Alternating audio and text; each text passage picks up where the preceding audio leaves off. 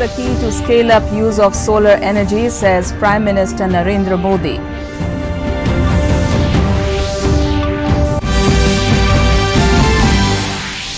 Health Ministry issues SOP for partial reopening of schools and higher education.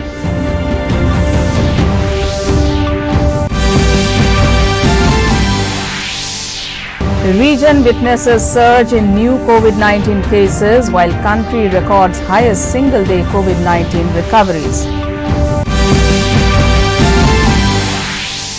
AstraZeneca halts Oxford vaccine trial after reports of adverse effects.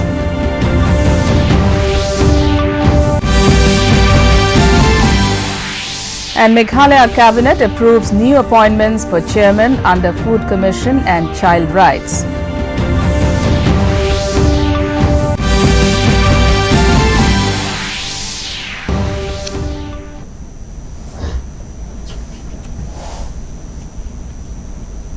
Good evening and welcome to the Northeast News. This is Jushna Borwa with the news in detail.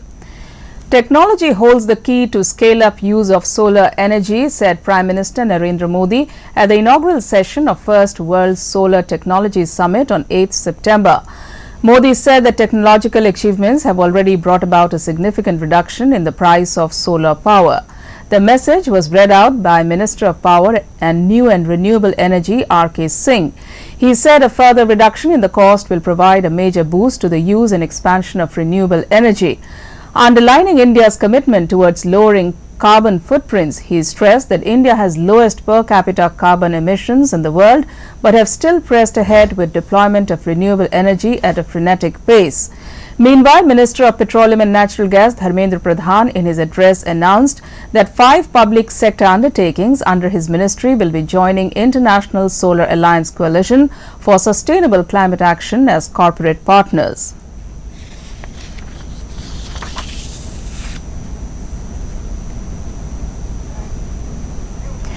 The Health Ministry today issued standard operating procedure for partial reopening of schools for class 9 to 12 from 21st of this month on voluntary basis, disallowing of sharing of notebooks, pens or pencils, water bottles among students, prohibition of assemblies and sports, encouraging online learning, entry of asymptomatic persons are some of the important points of the guideline. It said, however, written consent of the students' parents or guardians will be required and such visits for teacher-student interaction must be organized in a staggered manner. A seating arrangement ensuring a distance of 6 feet between chairs, desk and mask is mandatory. The concerned teaching and non-teaching employees up to 50% of the strength may be called to schools for online teaching or telecounseling and related work. In the corona update from the region, almost all the states are witnessing a surge in new COVID-19 positive cases, with Meghalaya reporting 42 cases in the last 24 hours. As per statistics, the number of corona positive patients in Arunachal Pradesh has risen to 5,402, among whom 3,723 people have recovered and 9 people have lost their lives. In Manipur, the total number of cases stands at 7,202. 5,480 recovered and 39 have fallen to the disease. In Meghalaya, a total of 3,076 cases, 1,716 have recovered and deaths at 17. Mizoram counted a total of 1,123 corona positive cases, among whom 745 have recovered.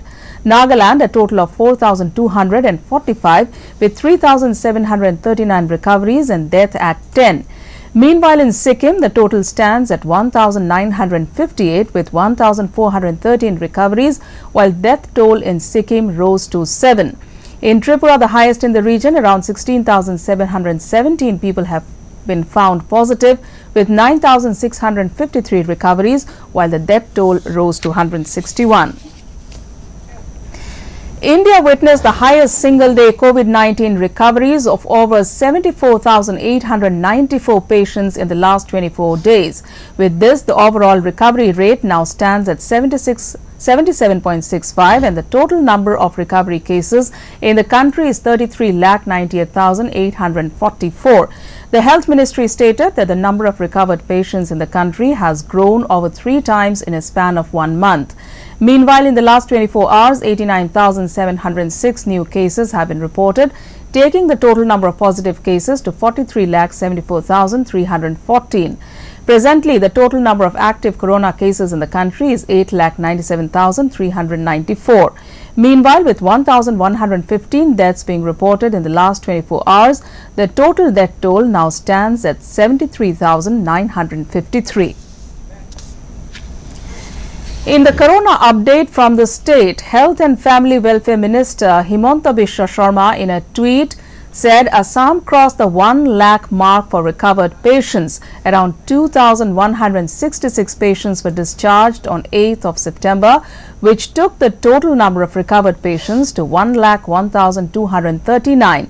The total number of COVID-19 cases now stands at 1,30,823, out of which 29,203 account as active patients, while the total death toll stands at 378 in the state. In the corona update across the globe, the total number of COVID-19 cases has mounted up to 2,77,61,010, whereas 1,98,45,420 people have recovered till date. Meanwhile, the death toll rose to 9,02,306.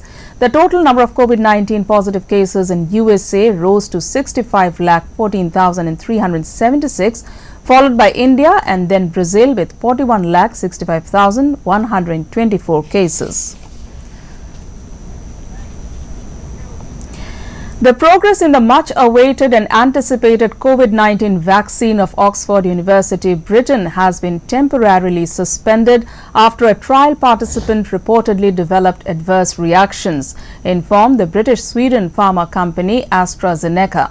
Experts at the clinical trials informed that reactions in one or more participants are a common factor but not a major concern. However, keeping in mind the safety protocol, the person concerned will be administered treatment until the reaction subsides, after which the work of the vaccine will be resumed and no potential impact on the trial timeline is expected.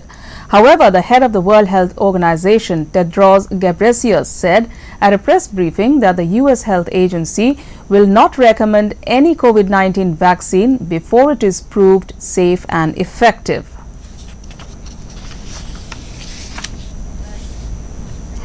In Nagaland, Minister for Health and Family Welfare Pang Yu-form today launched the Naga Telehealth at his office chamber at the Secretariat, Kohima.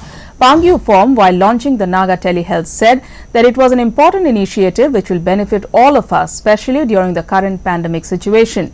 He said that telemedicine has emerged as an innovative technology-based solution for service, especially for people in need and to those families and communities living in remote areas. He also mentioned that this platform will be established across all health wellness centers in the states, and through this initiative will be able to ensure that quality healthcare services reach everyone in Nagaland, irrespective of whether they live. Sangeeta Patel, Director, Health Office, United States Agency, International Development, said that it was a big initiative having a partnership with the government of Nagaland to bring about a change in the society. We are going to launch an important initiative which will benefit all of us, especially given the current pandemic situation we are in. In such times, telemedicine has emerged as an innovative technology-based.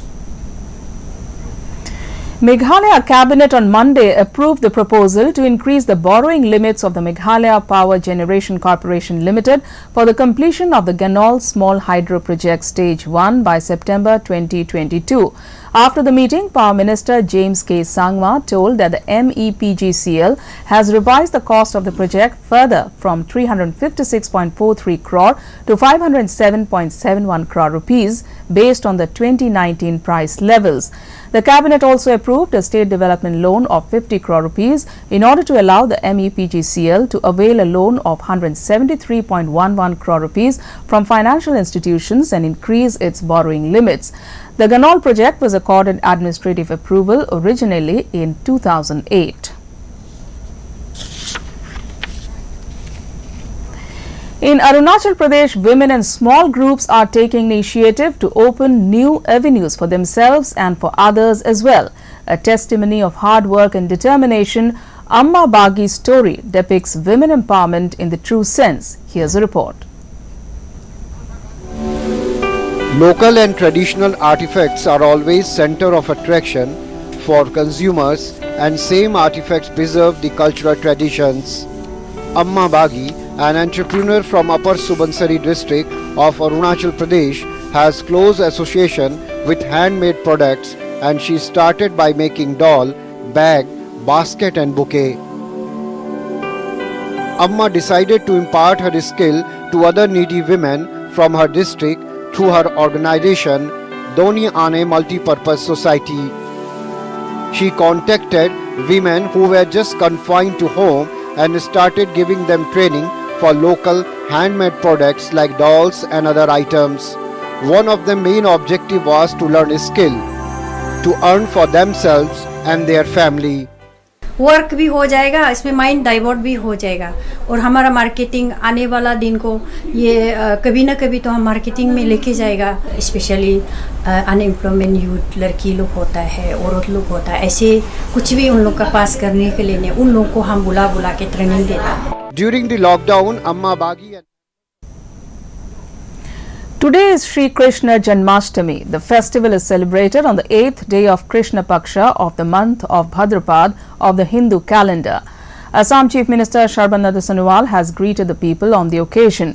Keeping in mind the crisis situation, Nam Prohango is being organized in various satras and namghars of Assam, including Kamrup district, maintaining COVID protocol.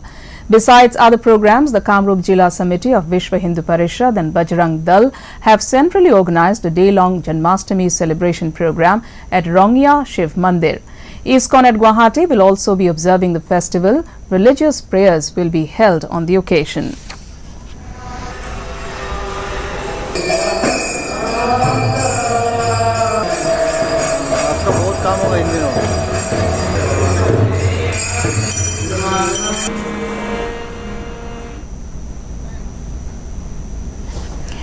Taking women empowerment to a new level, a women entrepreneur, Kanika Talukdar from Nalbari district, has been selected for the national award under the Northeast Agricultural Technology E-Hub program of the central government. She was recommended for her exceptional work in vermicompost production. In Meghalaya, in another decision, the cabinet has approved the appointment of former Chief Secretary P.S. Thankyu as the chairman of the Meghalaya State Food Commission and Lamon Lang MCM as the chairperson of the Meghalaya State Commission for Protection of Child Rights. After the meeting held on Monday, government spokesperson and minister James K. Sangma said that the search committee has recommended the name of Thankyu, a retired IAS officer, as chairman of the MSFC.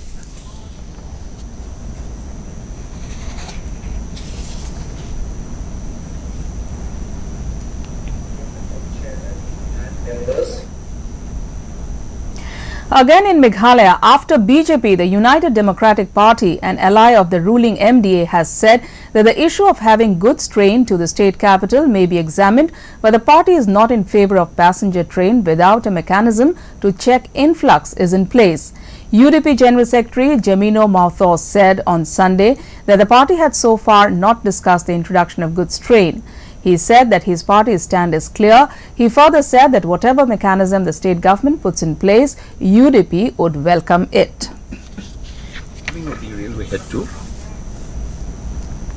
To end the news, the main points once again. Technology holds the key to scale up use of solar energy, says Prime Minister Narendra Modi.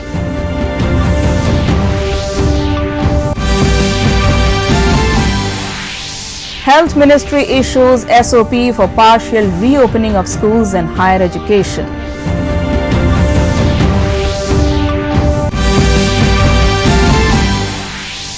Region witnesses surge in new COVID-19 cases while country records highest single-day COVID-19 recoveries. AstraZeneca halts Oxford vaccine trial after reports of adverse effects.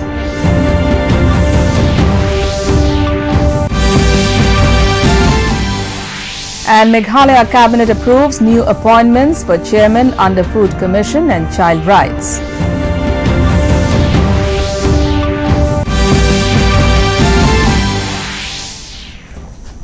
And that's all in this bulletin. Thanks for watching. Namaskar.